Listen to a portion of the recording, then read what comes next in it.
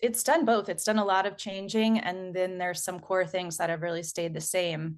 And you're right, it's a bit of a long story because the Z project represents nearly 50 years of continuous work. So we kind of describe the origin as actually being in an independent press that was called South End Press in Boston in the 70s. And that was co-founded by two of Z's co-founders, Michael Albert and Lydia Sargent. And what they were trying to do is have a publishing house that not only published and disseminated radical left content, but also operated internally according to the principles that it proposed would be great for the world. So, equity, solidarity, self-management, diversity. And so they structured their operations in that way. And anyone who's worked in any kind of co-op or collective or like solidarity economy format knows that to operate in that way while we're surrounded by capitalism and neoliberalism and all these things, that it's not easy. So I think in trying to do that and doing that prefigurative work, they were able to attract a community of people who saw that they were really taking their values seriously and trying to implement that better future in today. So from that grew the original Z, which was Z Magazine. And I think that officially got started in the late 80s. It was really kind of one of the main, if not the main, radical left magazines in the US at that time. And it really kind of got famous and got a big following due to the contributions of some key contributors like Noam Chomsky, Bell Hooks, I think, got her start in Z Magazine. And there's a few people who are still very active contributing today, like Jeremy Brecher. Eventually Z Magazine, I think, went fully online in the mid 90s, which actually is pretty early for going online. That was kind of an effort to change the format with the times. And that was also still a time when the internet was looked at as kind of this radical and revolutionary opportunity where it was going to help decentralize the world and, create more equity and give people more voice. And in some ways it did, in some ways it didn't.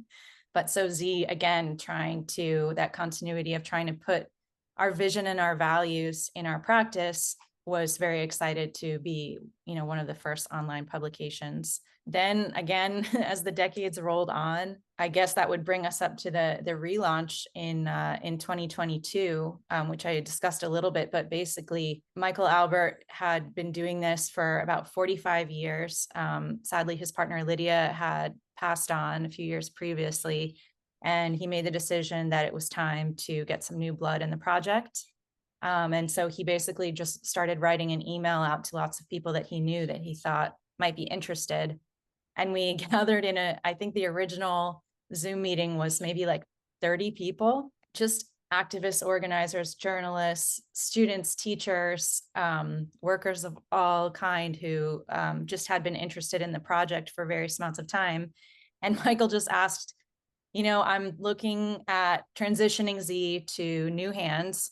And does anyone think this is a worthwhile endeavor? And if yes, what would, do you want to do something with it? So it was very open-ended. And through a process of about a year and a half, a core team came together and we totally relaunched the website. We have an archive of over 60,000 articles that we're adding to every single day.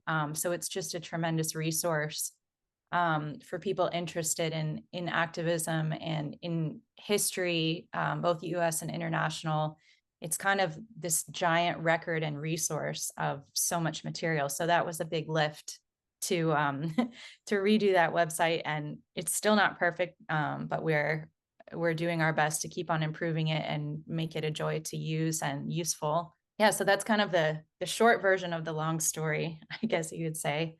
And one other thing that I might mention is there was for many years something called Z Media Institute, ZMI, which before Zoom, people used to meet. I think they did it mostly in the summer, kind of like little camps where they would have educational seminars and workshops. And it would basically be a media literacy and organizing like educational camp.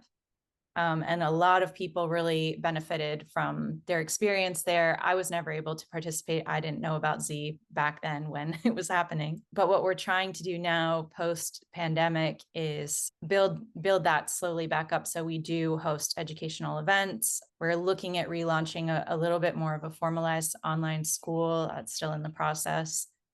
So yeah, Z has changed. It's had many iterations. It's had many different people involved in its operations over the years. And really the central thing was just trying to practice the values that we want to see in society and to be a tool and a place of gathering for advancing vision and strategy, which is something that I think a lot of media tends to be afraid of. We do a lot of critique. History is really important, but we do a lot of looking back, and it takes something else to create a space where people feel encouraged and confident to start making positive proposals for what we do want, and then working towards it.